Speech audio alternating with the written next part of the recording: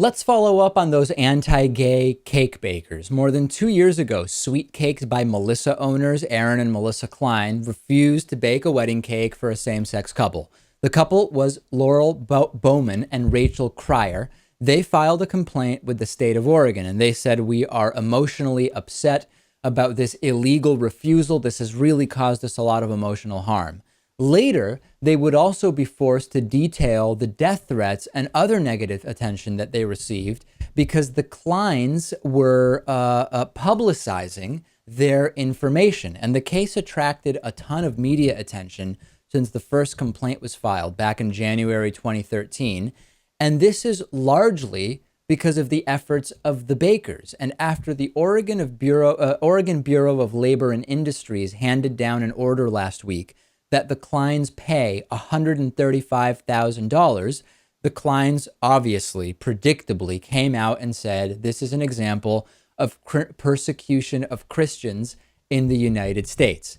However, the anti-gay owners of the bakery were not fined just for refusing to sell the wedding cake to the same-sex couple.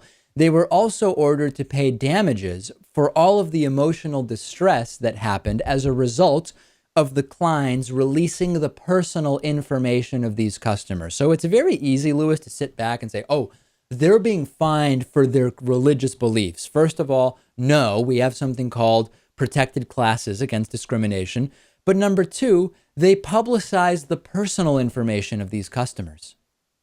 Yes, they're being fined because they did something incredibly stupid. Right. And this is a pretty common fine. This type of thing happens all the time in the United States. Now, here's the thing. They've paid this $135,000, $60,000 to Laurel Bowman and $75,000 to Rachel Cryer. I guess now, well, actually, now both of their last names are Bowman Cryer. They've hyphenated their last names now that they're married.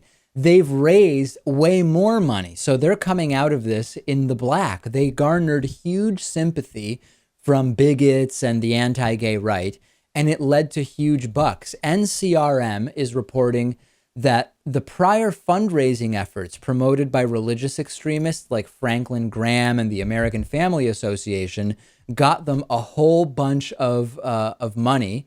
And Franklin Graham hosted a fundraising campaign via Samaritan's Purse. It's a charity that he runs.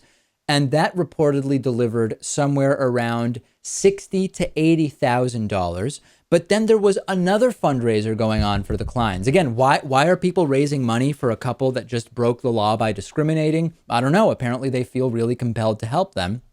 Another fundraiser via Continue to Give had taken in over $345,000. Most of the donations are anonymous, but they still list over 7,500 separate donations averaging $45. So I'm thinking 345 plus, let's say it was only 60,000 from the other campaign.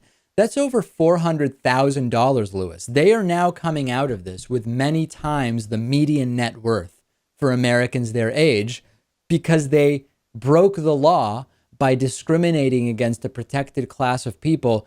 Sure doesn't sound like a war on Christianity to me. This is amazing. I'd love to have a room full of people or be a fly on the wall during one of these fundraisers and just hear what these people have to say and ask them why they feel they need to donate to this cause. I think the answers would probably make us quite nauseous, right? Oh, yeah. Lewis, religion is under attack in this country. Religion, sometimes it is, but this is really not one of those cases. And again, such a misunderstanding over the idea of private business. People saying, well, this is a private business, so they can discriminate based on their religious beliefs. No, there's this confusion around private as in your home and private as in privately owned, but a public accommodation. And when I say public accommodation, I don't mean a public toilet run by the city, right? There's this confusion. Public accommodation means you're open for business to the public. You're not a private club with a membership fee. You're open to the business.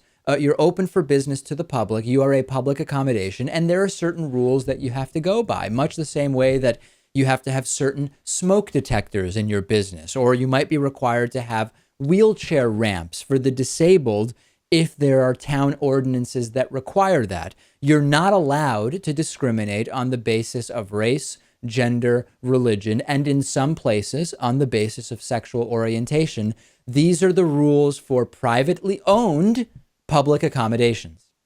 Now, it could be that those who donated to this cause might think that if you are a business owner, that anything goes with regard to your business, that you should be able to discriminate against whoever you want, that you should be able to refuse service to whoever you want because it is your business. I don't know how many of those people fall into that Rand Paul type category. Right. And then, of course, you would be able to discriminate against the religious as well. And that's something you're not supposed to be able to do, I thought. So, yes, no question about it. Combination of confusion with a false understanding of what it means to discriminate, combined with a false understanding of what it means to run a private business, combined with a false understanding of just about everything else related to this entire thing. But hey, bigotry pays. They came out several $100,000 ahead.